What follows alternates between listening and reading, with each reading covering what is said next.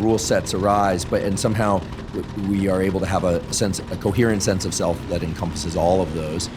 Functional people can toggle between them as needed and not overlap them inappropriately, at least not to the extent that it's career failing or life failing, although there are sad examples of that, many of which exist in the Twitter space. I know several colleagues, not directly of mine, but people who, through mistakes made with their thumbs, where they forgot context, right, or forgot to realize that the context on social media is near infinite, but the context that existed in their head might not be clear in the way that they communicate something, and they lost their jobs by saying what were perceived as insensitive things. In some cases were in fact offensive or insensitive things. In some cases it's debatable, right?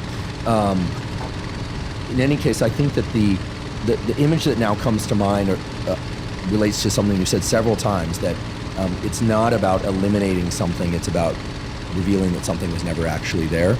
And then in terms of sensory experience and these different aspects of the self, I have this image in my mind of I'm not an experienced scuba diver, but I've done enough of it. I've worn a wetsuit.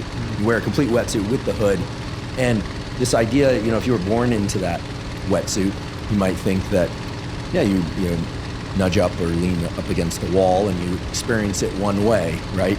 And but were you to shed that wetsuit, you would go, wow, there's this incredible landscape of somatosensory experience that I had no idea. It goes way beyond levels of sensitivity, right? Now you're talking about fine-tooth comb discrimination and light strokes, and this could be positive or negative, pain in other ways too. But what you're describing is essentially that the wetsuit was never really there.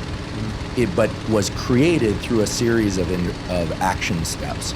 And I think what we're migrating towards here is a set of, for most, non-intuitive or non-reflexive action steps that reveal to us that, in fact, we're not wearing this wetsuit.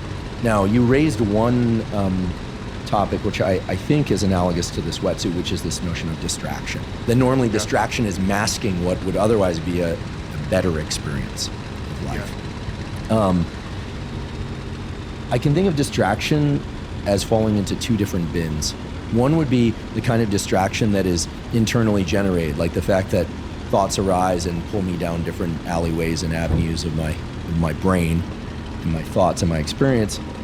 And then the other would be, and that would compete with my ability to really focus on something. And then another form of distraction which captures my ability to focus intensely, but has me focusing on the wrong things. And here, I think the judgment of wrong is reasonable to include if, for instance, I'm being impulsively yanked to something on social media. I'm being impulsively yanked to someone else's pain and experience, and somehow confusing that with my own experience. This isn't empathy, but just being yanked around. My attention as a spotlight is kind of like over here, over there. I'm not feeling as if I'm the one standing behind that spotlight controlling it, or I'm not the spotlight, right. Just to keep with what we've been building up here.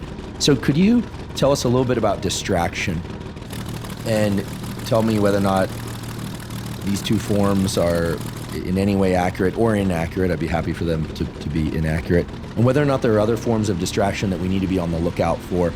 And again, I think what most people are seeking is what is the way to not just enhance our ability to focus, but to shed this wetsuit-like cloak that limits our experience that I'm calling and that you've called distraction. Yeah, I get distraction is one component of it. The other aspect of it is identification with thought, and the feeling of self is bound up in the sense that I'm the thinker, I'm the one attending, I'm the one vulnerable, I'm the inner homunculus that's vulnerable to experience, and it can be gratified by it or not, and it's constantly trying to improve it or mitigate negative aspects of it. It's the sense that there's kind of a rider on the horse of consciousness as opposed to just consciousness and its contents. So it rides atop this illusion of control,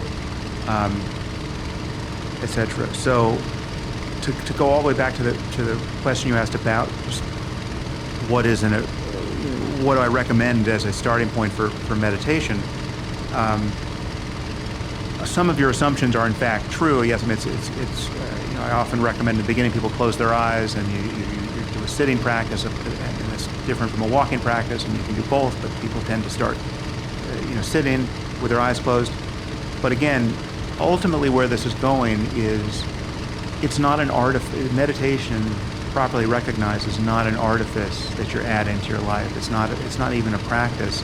It is less rather than more, and therefore it is also coincident with potentially every waking moment. There's nothing that you can do with your attention once you know how to meditate that in principle excludes meditation, because meditation is just a recognition of an intrinsic character of consciousness in each moment, and all you have in each moment is consciousness and its contents, whatever you're doing.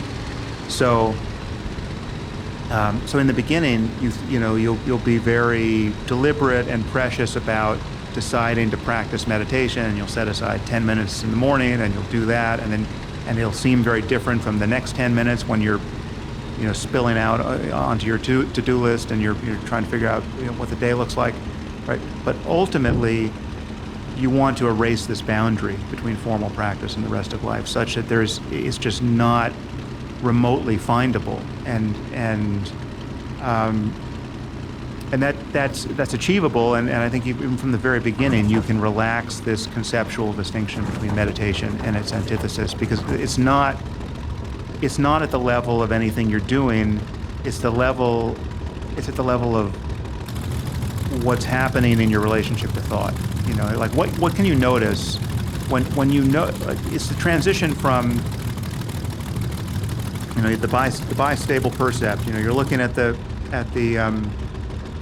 image and you see nothing. Let's say this, the Dalmatian. It's just the spots on the paper, and you don't see anything.